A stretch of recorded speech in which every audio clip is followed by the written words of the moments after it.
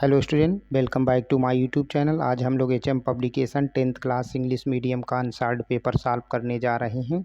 तो यहाँ पर जो हम सेट सॉल्व करने जा रहे हैं वो सेट 7 है, जिसका कोड है ईपी और इसका पार्ट ये 4 पार्ट है। यहाँ पर हमारा जो क्वेश्चन आज का है वो 11 नंबर क्वेश्चन है। Describe the structures of nephron in kidney, ये ना क्वेश्चन है। And how does it functions, इसके फंक्शंस क्या। तो यहाँ पर हमको स्ट्रक्चर ऑफ नेफ्रॉन जो किडनी में पाए जाते हैं उनको डिस्क्राइब करना है, उसके फंक्शन को डिस्क्राइब करना है।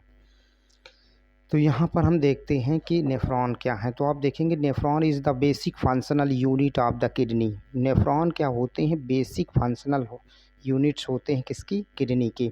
These are very small structures, ये बहुत ही छोटी स्ट्रक्चर होती है या स्मॉल स्ट्रक्चर कह सकते हैं होती हैं। और ये लगभग एक किडनी में 1.2 मिलियन नेफ्रॉन पाए जाते हैं। ये नोट कर सकते हैं अपनी नोट कॉपी में। इनकी संख्या कितनी होती है? 1.2 मिलियन के आसपास होती है। Nephron serve to filter the blood and form urine. Nephron क्या करते हैं? ब्लड को फिल्टर करते हैं, फिल्टर करके ये यूरिन फॉर्मेशन करने का कार्य करते हैं। स्ट्रक्चर्स ऑफ नेफ्रॉन, ठीक। तो ये nephron is the form of a long coil tube. Nephron क्या होती हैं? एक लॉन्ग क्वाइल ट्यूब होती हैं और जो इसकी डायमीटर होती है वो ट्यूब की वो वेरिएबल होती है डिफरेंट रीजन में। तो यहाँ पर हम देखते हैं कि नेफ्रॉन सो फॉलोइंग स्ट्रक्चर से, कई स्ट्रक्चर से मिलकर के बनी होती है, कई पार्ट में मिलकर बनी होती है। उसमें पहला पार्ट हमारा है बोमेंस कैप्सूल। तो हम देखते हैं कि नेफ्रॉन का वन एंड जो पार्ट होता है या एक अंतिम छोर वाला पार्ट होता है जिसे हम नेफ्रॉनिक ट्यूब कहते हैं, और ये क्या करता है? एक कप लाइक स्ट्रक्चर बनाता है। इस कप लाइक स्ट्रक्चर को हम बोमेंस कैप्सूल कहते हैं। It contain bunch of blood capillaries called glomerulus. तो इसकी जो अंदर की ओर कैविटी होती है उस कैविटी के अंदर यहाँ पर देखेंगे बंच ऑफ कैपिलरीज होती हैं। इसे हम क्या कहते हैं? ग्लोमेरुलस कहते हैं। जो ये स्ट्रक्चर दिखाई गई वो क्या है? ग्लोमेरुलस है। और ये बोमेन कैप्सूल है। और ये क्या है? बोमेन कैप्सूल की कैविटी होती है। यहाँ पर हम देखते हैं जो आर्टियोल इसमें अंदर की ओर जाती है वो मोटी होती है। इस आर्टियोल को हम एफरेंट आर्टियोल कहते हैं। जबकि यहाँ से जो फिल्टर ले करके दूसरे छोर पर निकलती है इसे हम एफरेंट आर्टियोल कहते हैं। फिर यहाँ पर देखते हैं बोमेन कैप्सूल के दूसरे छोर पर कैविटी के अपोजिट साइड में यहाँ पर ट्यूबुलर, ठीक, ल्यूमेन होता है। तो इस तरह ये स्ट्रक्चर बच्चों किसकी थी? बोमेन कैप्सूल की थी। उसमें ग्लोमेरुलस पाए जाते हैं।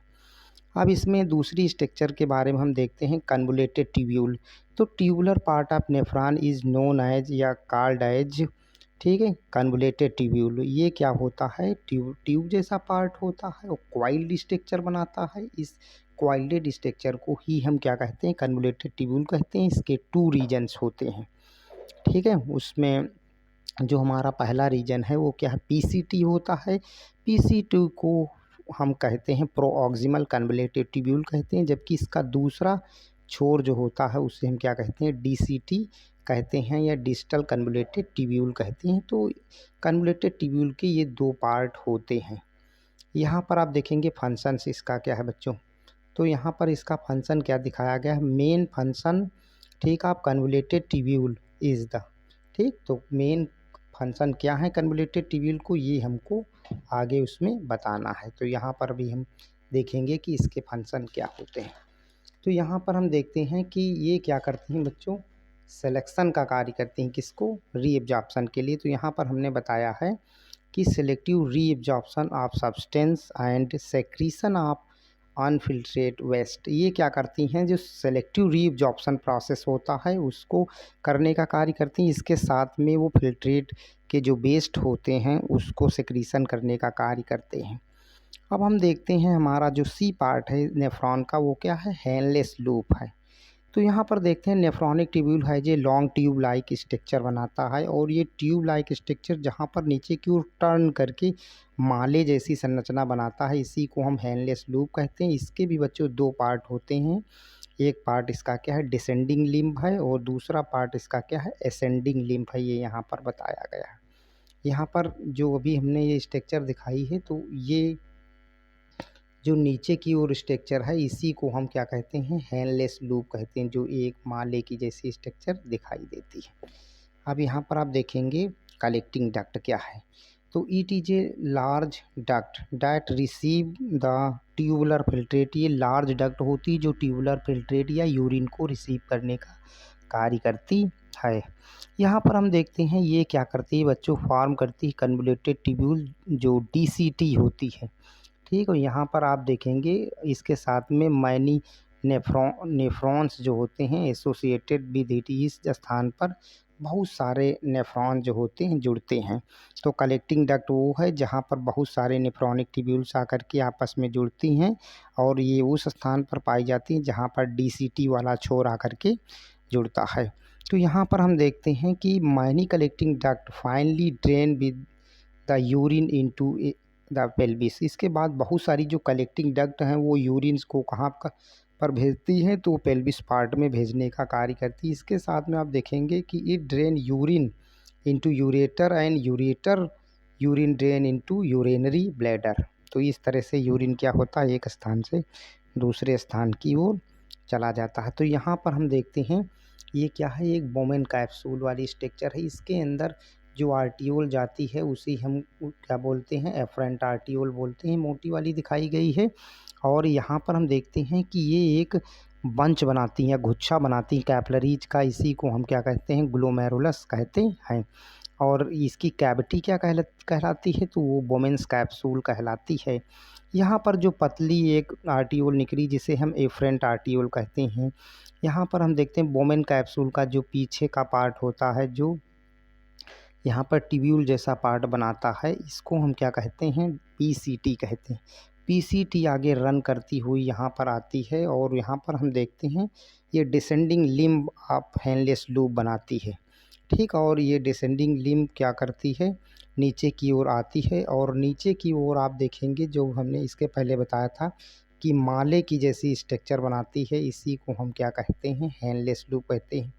अब इसे डिसेंडिंग लिम्ब क्यों कहते हैं, क्योंकि ये फिल्ट्रेट को नीचे की ओर लाने का कार्य करती है, इसलिए इसे हम क्या कहते हैं, डिसेंडिंग लिम्ब कहते हैं। तो इसमें हम ऐसे दिखा सकते हैं कि ये नीचे की ओर ब्लड ला रही है, जबकि जो ये ऊपर की ओर ले जाएगी उसे हम क्या कहते हैं, असेंडिंग लिम्ब कहते हैं। इसको हमने यहाँ पर दिखाया कि ये क्या है, असेंडिंग लिम्ब है, इसको एरो के द्वारा हमने यहाँ दिखा दिया। अब इसके ऊपर देखें बहुत सारा कैपिलरीज का नेटवर्क होता है। ठीक है, ये क्या करती हैं, इस कैपिलरी नेटवर्क इसको ढकने का कार्य करती हैं। यहाँ पर ढक करके नीचे की ओर वासा रेक्टा बनाने का कार्य करती हैं, नीचे की ओर ये पोर्शन को बनाती हैं। इसके साथ में देखेंगे कि जहाँ पर ये असेंडिंग लिंक ऊपर की ओर आती है और ऊपर की ओर आ करके यहाँ पर क्या करती है, DCT का निर्माण करती है। किसका, DCT का निर्माण कर लेती है। फिर ये आकर के यहाँ पर एक मोटी डक्ट में जुड़ जाती हैं। इस डक्ट को हमने क्या नाम दिया है, कलेक्टिंग डक्ट कहते हैं। यहाँ पर बहुत सारी DCT आकर के जुड़ती हैं और अपने जो फिल्ट्रेट होते हैं उसको ड्रेन करने का कार्य करती हैं, सेंड करने का कार्य करती हैं। यहाँ पर हम देखेंगे ये क्या होती हैं, आकर के जहाँ पर जुड़ती हैं उसे हम रीनल वेन्यूल्स कहते हैं। तो आपने यहाँ पर देखा ऐसे ये होती हैं। फिर यहाँ पर कलेक्टिंग डक्ट नीचे की ओर यूरिन को लाती हैं। अब इनके फंक्शन क्या हो गए, फंक्शन आप देखेंगे तो नेफ्रॉन का फंक्शन क्या है, पहला ये क्या करते हैं, नेफ्रॉन जो होते हैं रिमूव करते हैं किससे, वेस्ट प्रोडक्ट को, और इसके साथ में वहाँ पर क्या होते हैं, एक्सेस वाटर भी हो सकता है, और दूसरी चीज़ें जैसे ब्लड में जो दूसरी चीज़ें होती हैं उनको बाहर निकालने का कार्य करती हैं। इसके साथ में अगले पॉइंट में देखेंगे ये क्या बनाती हैं बच्चों, ये प्रॉक्सिमल जो कन्वोल्यूटेड ट्यूब्यूल PCT होती हैं वो रीअब्जॉर्प्शन का भी कार्य करती हैं, जो रीअब्जॉर्प्शन के अंतर्गत इलेक्ट्रोलाइट्स हो सकते हैं और वाटर हो सकते हैं। इलेक्ट्रोलाइट का मतलब आयंस होते हैं।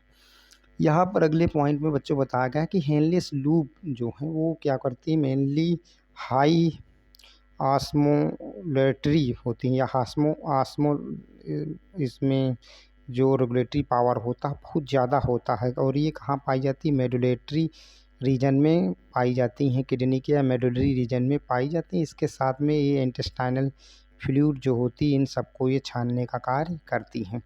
डिजिटल कन्वोल्यूटेड ट्यूब्यूल या DCT जो होती हैं वो रीअब्जॉर्प्शन करने का कार्य करती हैं। SCO3 आयंस जो होते हैं उनको अमोनिया ऐसी चीज़ों को ये फ़िल्टर करने का कार्य करती हैं। तो नेफ्रॉन क्या करते हैं, जो एक्सेस वाटर होता है उसको क्या करती हैं, रीअब्ज़ॉर्प्शन करके ले लेती हैं और वेस्ट मटेरियल को फ़िल्टर करके किडनी के यूरिनरी ब्लैडर जो होता है उसमें सेंड कर देती है। वहाँ के द्वारा वो अमोनिया या जो ह्यूमन बीइंग्स हैं उसमें यूरिया के रूप में समय समय पर यूरिन के द्वारा त्याग कर दिया जाता है। जो हमारा यूरिन होता है बच्चों, उसका रंग जो पीले रंग का हल्का दिखाई देता है वो यूरोक्रोम की उपस्थिति के कारण दिखाई देता है। तो इस तरह से हमारी जो नेफ्रॉन है वो वर्क करते हैं। बच्चों, वीडियो अगर अच्छी लगी हो तो इसे सब्सक्राइब कर लेना। वीडियो जो अच्छी लगी हो तो उसे आप लाइक कर लेना, चैनल को सब्सक्राइब कर लेना।